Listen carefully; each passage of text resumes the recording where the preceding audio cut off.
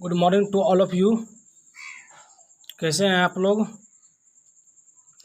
पिछले वीडियो में हम लोग measure of central of tendency पर बात किए थे, अध्ययन किए थे, जिस पर आधारित हम लोग mean, mode, median, geometric mean, harmonic mean पर डिस्कस किए थे, उसका फार्मूला निकाले थे, उस पर कुछ एग्जांपल किए थे। आज के इस वीडियो में हम लोग एक नया टॉपिक शुरू करने जा रहे हैं, जिसका नाम है सिमेट्री। और साथ ही साथ इस वीडियो में हम लोग स्क्यूनेस पढ़ेंगे। स्क्यूनेस क्या होता है, वो कितने टाइप का होता है और उसका क्या फार्मूला होता है, इसके बारे में डिस्कस करेंगे। उम्मीद है कि ये वीडियो भी पिछले वीडियो की तरह आप लोगों को समझ में आ जाएगा। और एक रिक्वेस्ट है आप लोग से मैं करना चाहूँगा कि जो भी PDF भेजे हैं उसको आप लोग कॉपी में लिखें, और कुछ एग्जांपल आज हम होमवर्क के तौर पर देंगे, उसको आप लोग इस वीडियो के समझने के बाद आप लोग अपने से बनाइएगा। और यदि वो समझने में दिक्कत होता है या बनाने प्रॉब्लम सॉल्व करने में प्रॉब्लम होता है तो आप लोग पूछ सकते हैं। तो मेरा पहला आज का टॉपिक है सिमेट्री।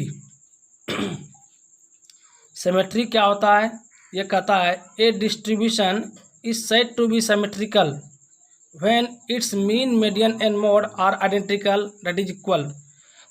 वैसे डिस्ट्रीब्यूशन को हम सिमेट्री कहेंगे या सिमेट्रिकल कहेंगे यदि उस डिस्ट्रीब्यूशन का अगर हम मीन निकालते हैं, मोड निकालते हैं और मीडियन निकालते हैं, तीनों अगर इक्वल आ जाए तब हम कहेंगे वैसा डिस्ट्रीब्यूशन कैसा है, हमारा सिमेट्री है, दैट इज सिमेट्रिकल है।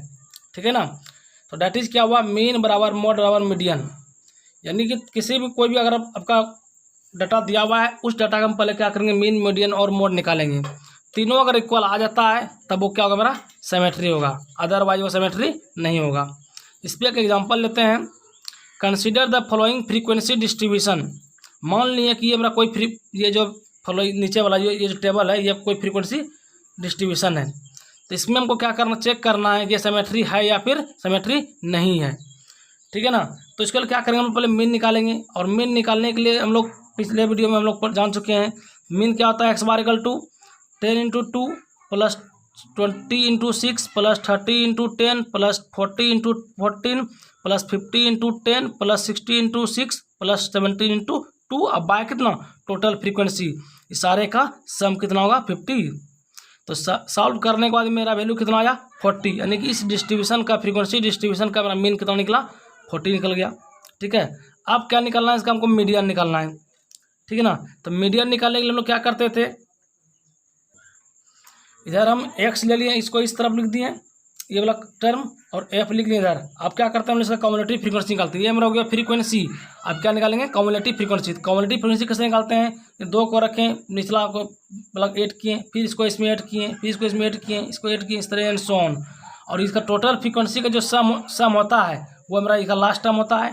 तो 50 हो गया, ये मेरा कम्युलेटिव फ्रीक्वेंसी हो गया। अब क्या करते हैं, n/2 करते हैं हम लोग, पहले भी वीडियो में बता चुके हैं हम लोग। n/2 करते हैं, 50/2 किए, 25 आया। आप क्या करते हैं, 25 से बड़ा हम लोग लेते हैं कोई कम्युलेटिव फ्रीक्वेंसी, कितना हो मेरा है, 32। And the biggest cumulative frequency from 25 is 32। Therefore median कितना, इसके सामने मेरा जो टर्म होगा क्या होगा, मीडियन होगा। मीडियन कितना निकल गया, 40। यहाँ से मेरा मीडियन कितना हो गया, 40 आ गया। ठीक है। अब क्या बचा है मेरा, एक मोड बचा। मोड में क्या करते हैं कि फ्रीक्वेंसी में जो सबसे बड़ा फ्रीक्वेंसी होता है उसके सामने वाला मेरा क्या होता है, मोड होता है। तो सारे फ्रीक्वेंसी में से सबसे बड़ा कितना है मेरा, 14 है। तो 14 का सामने वाला टर्म मेरा कितना, 40 मेरा क्या हो जाएगा, इसका मोड होगा। तो मोड भी कितना हो गया मेरा, यहाँ पर 40 हो गया। तो here mean, median and mode तीनों क्या निकला मेरा, 40 निकला। ठीक है। तो so above the frequency distribution is symmetric. तो मेरा जो फ्रीक्वेंसी डिस्ट्रीब्यूशन ये मेरा क्या निकला, सिमेट्रिक निकला। इस पर आधारित 1-2 क्वेश्चन हम इस PDF के लास्ट में होगा, आप लोग उसको सॉल्व कीजिएगा। ठीक है ना। तो ये हम सिमेट्रिक पकड़ लिए कि कब कोई फ्रीक्वेंसी डिस्ट्रीब्यूशन सिमेट्रिक होगा और कब कोई सिमेट्रिक नहीं होगा। अगर तीनों इक्वल हो रहा है तो सिमेट्रिक होगा, अदरवाइज वो नॉन सिमेट्रिक होगा। ठीक ना। एक टॉपिक है स्क्यूनेस, जो कि आप लोगों के सिलेबस में भी है। स्क्यूनेस क्या है, इसके बारे में हम लोग जानेंगे। Skewness denotes the opposite of symmetry. जो अभी हम लोग सिमेट्री पढ़ें, सिमेट्री आप लोगों के सिलेबस में नहीं था, स्क्यूनेस को बताने के लिए हम सिमेट्री हमको पढ़ना पड़ा। तो स्क्यूनेस क्या कहता है कि जो आपका सिमेट्री है उसका जस्ट उल्टा होता है, ऑपोजिट होता है क्या हमारा, skewness. It is lack of symmetry. ये क्या होता है, सिमेट्री का जस्ट उल्टा होता है ये, ठीक है ना, यानी कि इसमें इक्वल नहीं होगा, इक्वल इस सिमेट्री में इक्वल होता था, स्क्यूनेस इक्वल नहीं होगा। क्लियर है। अगला पॉइंट है a symmetrical distribution when plotted on a graph will give a perfectly bell shaped curve which is known as normal curve. यानी हम क्या करते हैं, अगर सिमेट्रिकल डिस्ट्रीब्यूशन जो हम लोग पढ़ रहे हैं उसको अगर ग्राफ पे अगर डालते हैं तो हमारा क्या एक कर्व जो बेल शेप्ड कर्व होता है, कैसा करता है, बेल शेप्ड कर्व। इस कर्व हम लोग क्या कहते हैं, नॉर्मल कर्व कहते हैं, ठीक है ना, which is known as normal curve. तो इसमें क्या होता है, मीन मीडियन मोड तीनों क्या हमारा इक्वल होता है यहाँ पर, ठीक है ना। अगला पॉइंट है a distribution which is not symmetrical is said to be a skew symmetrical. और वैसा डिस्ट्रीब्यूशन जो क्या हो, सिमेट्रिकल नहीं हो, उसे हम कहेंगे skew symmetrical distribution. In skew symmetrical distribution the left tail and the right tail are not equal.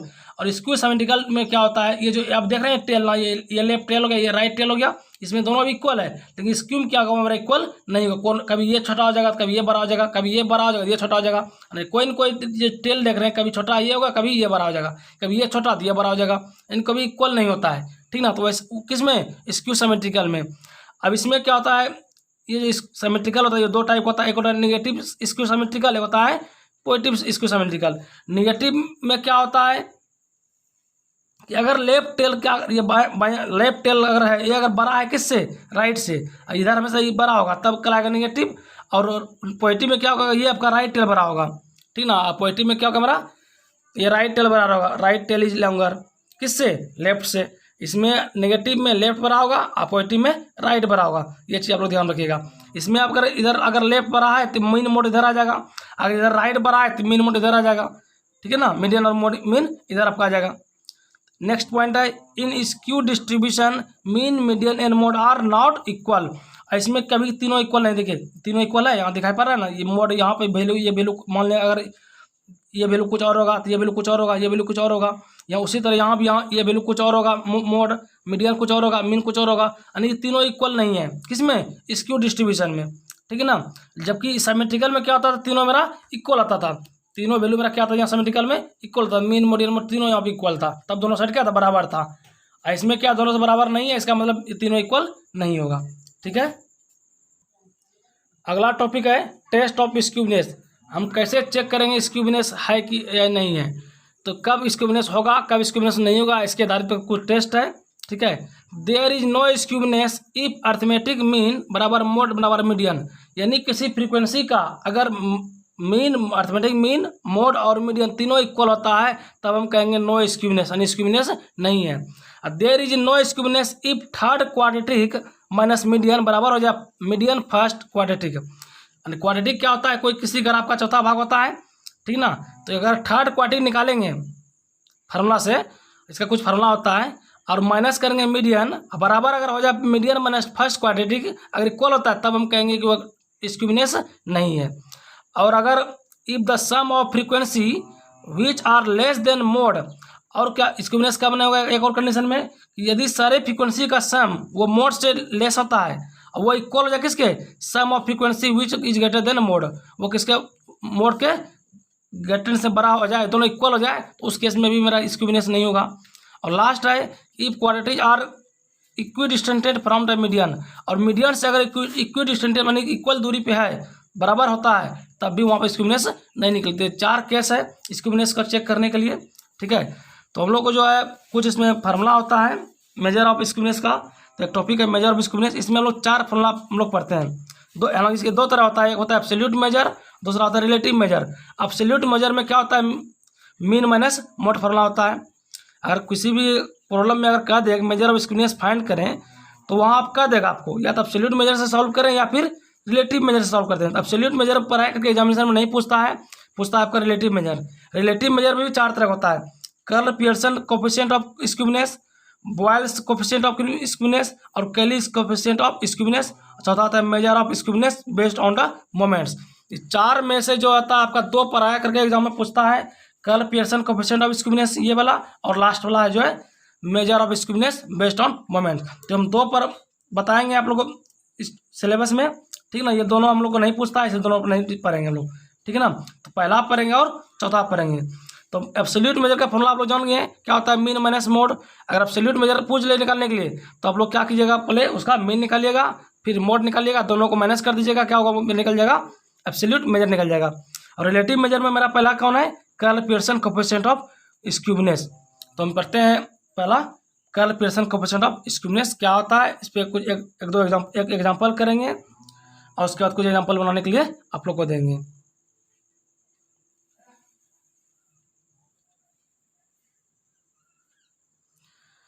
Curl Pearson coefficient of skewness का फार्मूला होता है मीन माइनस मोड बट्टे standard deviation, mean minus mode बट्टे standard deviation, ठीक है ना। और mean minus mode अभी हम लोग इसके पहले वीडियो में पढ़े थे, मोड का फॉर्मूला क्या होता है 3 मीडियन माइनस 2 मोड 2 मीन, अब बटे क्या स्टैंडर्ड डेविएशन। तो इसको अगर सॉल्व कर लेते हैं तो यहाँ से मीन जो तो 3 मीन हो जाएगा, अब और 3 वो मीडियन हो जाएगा, 3 3 कॉमन नहीं है, 3 इंटू मीन माइनस मीडियन बटे स्टैंडर्ड डेविएशन। ये आपका फाइनली फार्मूला हो गया किसका, curl Pearson coefficient of skewness का, 3 इंटू मीन माइनस मीडियन बटे स्टैंडर्ड डेविएशन। अगर ये निकालना पूछे तो कोई भी फ्रीक्वेंसी डेटा दिया रहेगा तो उससे पहले क्या फाइंड करेंगे हम लोग, मीन निकालेंगे, मीडियन निकालेंगे और स्टैंडर्ड डेविएशन निकालेंगे, ठीक है ना। तो उसके बाद वो सारे अमाउंट निकाल करके इस फार्मूला में मान रख देंगे और वहाँ से हम सॉल्व कर लेंगे curl Pearson coefficient of skewness.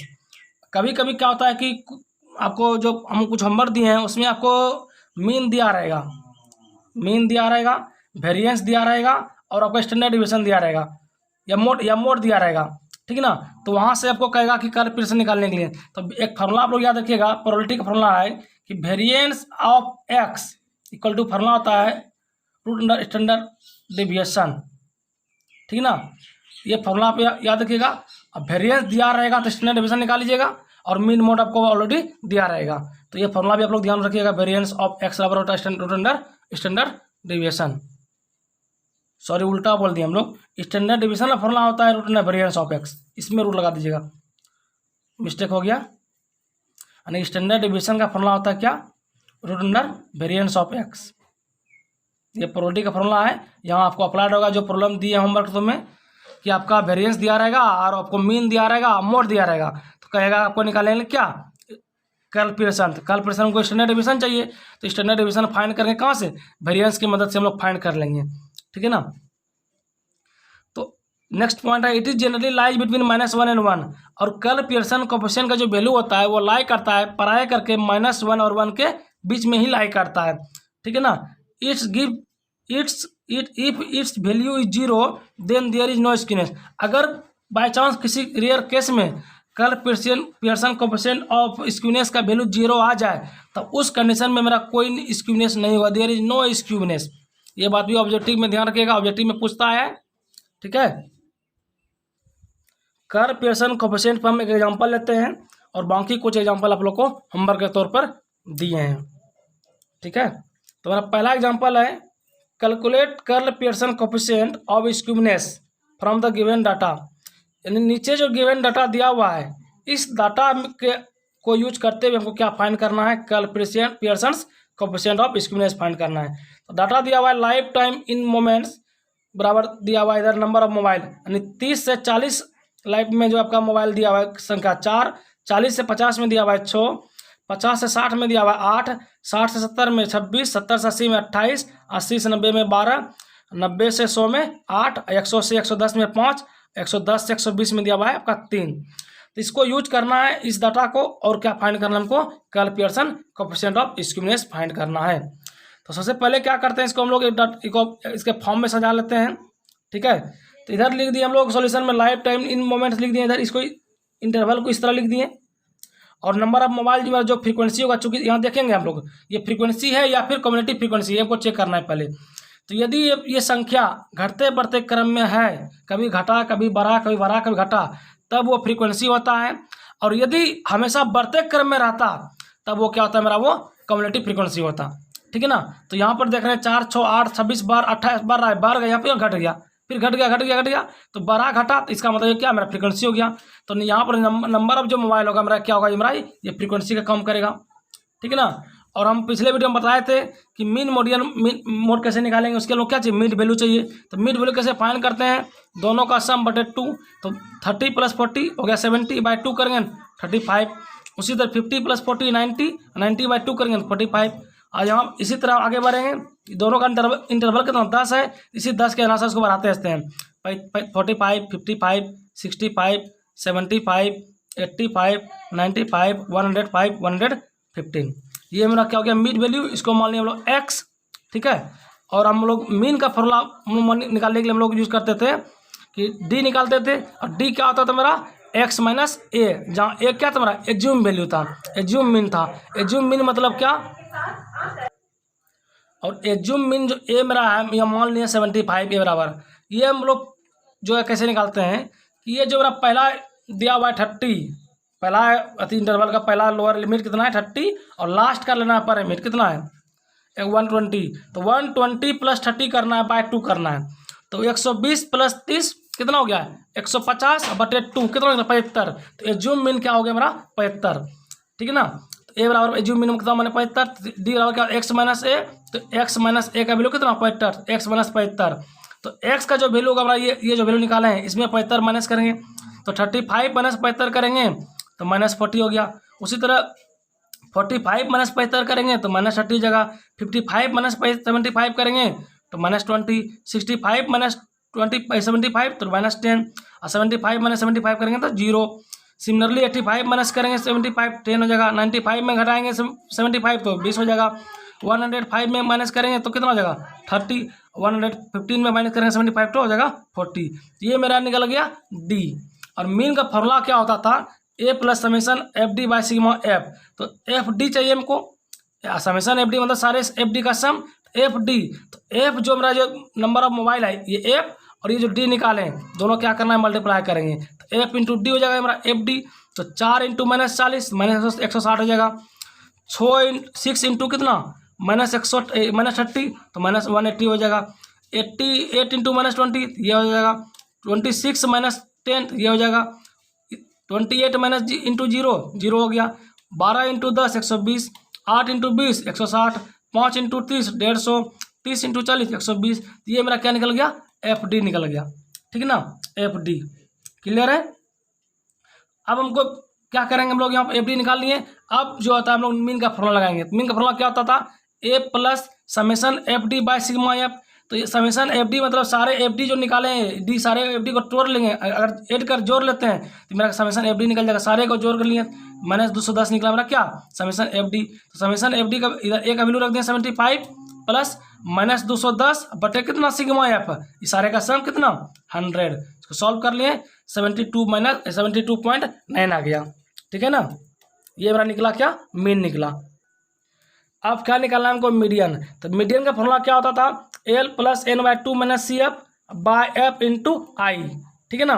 तो L क्या होता था तो मेरा ये कैसे फाइंड करेंगे लोग, मीडियन कैसे निकालेंगे। मीडियन निकालने के लिए पिछला वीडियो लोग बताए थे, तो वहाँ से आप लोग सब मीडियन फाइंड कर लीजिएगा कैसे। तो सबसे पहले जो इसका हम कम्युलेटिव फ्रीक्वेंसी निकालना होगा। इसके लिए जो फ्रीक्वेंसी दिया हुआ है मीडियन के लिए हमको क्या निकालना होगा कम्युलेटिव फ्रीक्वेंसी निकालना होगा। तो इसका कम्युलेटिव फ्रीक्वेंसी यहाँ निकाले हम लोग, तो 4 रखें, नीचे को ऐड किए 10, सारे ऐड करते गए ये, ठीक है ना। उसके बाद क्या करते थे n/2 करते थे, तो n/2 करके जो वैल्यू आता था उससे बड़ा लेते थे, किसमें हम लोग कम्युलेटिव फ्रीक्वेंसी लेते थे। तो n/2 मतलब n कितना है 100 है, इसका 2 करेंगे तो कितना हो जाएगा फिर 50। तो 50 से बड़ा जो मेरा फ्रीक्वेंसी कम्युलेटिव फ्रीक्वेंसी होगा, तो 50 से बड़ा मेरा कितना था 72 था। तो ये मेरा हो गया कम्युलेटिव फ्रीक्वेंसी का ये हो जाए। इसके ऊपर वाला क्या होता है CF होता है, बताए थे।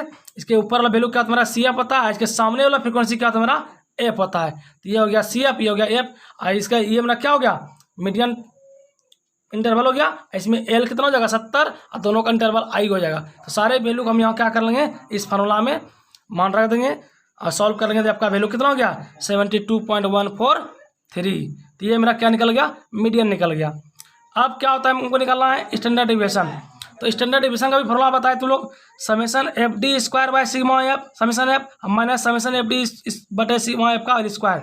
तो समेशन FD², तो हमको D² निकालना होगा पहले, ठीक है ना। तो FD² हमको निकालना होगा, क्या निकालना होगा FD²। तो FD² हम पहले निकालते हैं ग्राफ में, यहाँ से FD² कर दिए।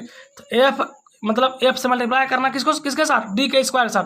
तो डी और निकालेंगे 40, इसका स्क्वायर करेंगे या इंटू क्या करेंगे 40, तो 40 का स्क्वायर इंटू 40 आपका ये आ जाएगा। उसी तरह 30 का स्क्वायर इंटू 6 ये आ जाएगा, ठीक है ना। 20 का स्क्वायर इंटू ये करेंगे तो ये आ जाएगा। सिमिलरली इसका स्क्वायर इंटू दिस, इसका स्क्वायर इंटू दिस, इसका स्क्वायर इंटू दिस ये आ जाएगा। स्क्वायर स्क्वायर इंटू दिस ये आ जाएगा। स्क्वायर स्क्वायर इंटू दिस ये आ जाएगा। And square square into this ये आ जाएगा, ठीक है ना। और सारे को अगर सम कर लिए, ऐड कर लिए तो ये समेशन एफ डी स्क्वायर निकल जाएगा। तो ये वैल्यू आपका आएगा 31,300। ऐड करने के बाद सॉल्व कर लीजिएगा आप लोग, ठीक है। आप क्या करते हैं, इसका स्टैंडर्ड डिवीजन में मान रख देते हैं। तो स्टैंडर्ड डिवीजन में मान रख दिए, ये वैल्यू समेशन एफ डी इसका वैल्यू कितना 31,300 बटे कितना सिग्मा 100 माइनस इसका वैल्यू निकालेंगे कितना माइनस 210 बटे कितना 100 का स्क्वायर। सॉल्व करने के बाद मेरा वैल्यू आ गया कितना 17.57, ठीक है। अब मीन निकल गया, मीडियन निकल गया और स्टैंडर्ड डिवीजन निकल गया। देयरफॉर कल पियर्सन कोएफिशिएंट ऑफ स्क्वीनेस फॉर्मूला क्या होता है 3 इंटू मीन माइनस मीडियन बटे स्टैंडर्ड डिविएशन। 3 इंटू मीन रख दिया वैल्यू, मीडियन रख दिए, स्टैंडर्ड डिवीजन रख दिया, सॉल्व कर दिए। ये वैल्यू हो गया कितना 0.1293। देखिए ये वैल्यू आया ना आपका -1 और 1 के बीच में, पॉजिटिव नंबर है तो -1 और 1 के बीच में वैल्यू रखा, 1 से छोटा वैल्यू आया। तो ये मेरा कैलकुलेशन का मेरा आंसर हो गया, ठीक है ना। तो जो हम कुछ प्रॉब्लम दिए हैं आप लोगों को पीडीएफ में, उसमें आपको डिफरेंट टाइप का मिलेगा और सभी प्रॉब्लम आपके जो है आपसे बन जाएगा। अगर कोई प्रॉब्लम नहीं सॉल्व हो तो आप लोग फिर कमेंट करके पूछ लीजिएगा। तो आज के वीडियो में इतना ही। अगले वीडियो हम लोग करेंगे, हम जो दूसरा टॉपिक जो हम बताए थे, हम पहला हम लोग क्या पढ़े कल पियर्सन कोएफिशिएंट ऑफ स्क्वीनेस पढ़े और हम बोले थे चौथा पढ़ेंगे measure of skewness based on moments. इसको पढ़ने से पहले हमको मोमेंट्स जानना होगा, मोमेंट्स क्या होता है, मोमेंट्स पढ़ेंगे, उसके बाद फिर हम लोग measure of skewness based on पढ़ेंगे, ठीक ना। तो अगले वीडियो में मोमेंट्स पर चर्चा करेंगे। उसके बाद एक टॉपिक है कुर्तोसिस, उस पर चर्चा करेंगे। आज के वीडियो में इतना ही। उम्मीद है कि यह वीडियो आप लोग को समझ में आ गया होगा। यदि कोई परेशानी होता है तो आप लोग व्हाट्सएप पे या पर्सनल नंबर पे फ़ोन करके भी पूछ सकते हैं। और अंत में मैं एक बार रिक्वेस्ट करना चाहूँगा, अभी कोरोना का महामारी चल रहा है, आप लोग उससे बचे रहें, उससे सतर्क रहें। जितना हो सके आप लोग घर में रहें, सुरक्षित रहें, सोशल डिस्टेंसिंग का पालन करें और यदि कोई कहीं निकले भी तो मास्क लगाकर निकलें। धन्यवाद।